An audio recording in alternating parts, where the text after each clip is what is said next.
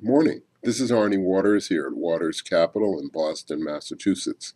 We're looking for a terrific day in gold. We expect gold to close above 1470, 1475 for the day. Just remember, people talk about gold being a speculative bubble. The facts are these. Things are going wrong economically. We keep talking to you about things like European tightening. What that means is countries like Portugal can't refinance their debt, so they have to get money from the Eurozone. Okay? What that means is they have to come begging for money, and in the meantime, their internal and external credit markets are effectively stalled while that's worked out.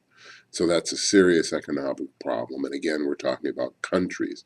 We're not talking about even about companies. We're talking about countries facing these difficulties.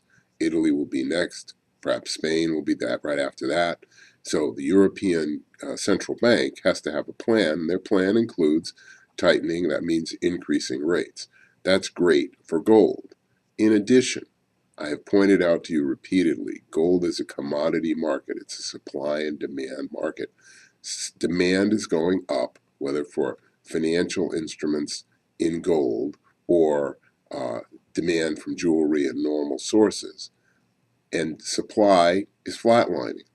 The South Africans are having a great deal of difficulty keeping up their supply of gold. When I say supply, I mean their mining output. And the reason for that is twofold. One, their power grid is stinky. That's a technical term.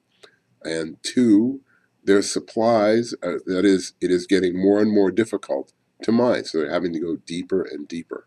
And that requires more and more power, which they simply don't have and won't have until, and I hate to say this ugly word, until some of their nuclear plants come online over the next few years. Nuclear power is here to stay. Nuclear power is going to be a key component to the production of energy worldwide. And I think the Japanese experience is showing that the lack of regulation, the lack of controls on nuclear companies is a thing of the past. I think we're going to see aggressive work on the part of every government to make sure not only that the plants are built safely, but that they're operated safely and that there are plenty of fallback options available regardless of circumstances. And remember, there are those who believe that there was a switch flipped off on the diesel generators that should have been left on. And if that switch had been left on, we wouldn't have all this kerfluffle and tragedy in, I shouldn't say kerfluffle, all this tragedy in Japan. Now, we told you before, gold is going to the roof. We expect to see gold at 17 or 1800. I hate to admit this, silver is going to keep going up too. There's too much retail demand for silver for people that won't buy gold, or at least won't invest in gold in normal ways to invest. So silver is going to keep going up too.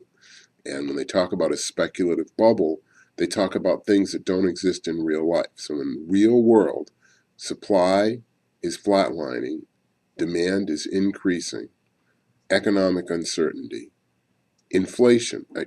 I get tired of talking about this, but you got to understand that if you're getting 1.5% on the money in the bank, 2% on the money in the bank in the United States, and the cost of living is really 8, you're losing 6% in your purchasing power. So again, that sets you up for a cycle of inflation. The facts are that we're in a great market for gold. We want to make some money in this area. The rare earths are going to rocket up as well, as they have been, because the Chinese are holding on to things, as probably we would if we had 95% of the market as well.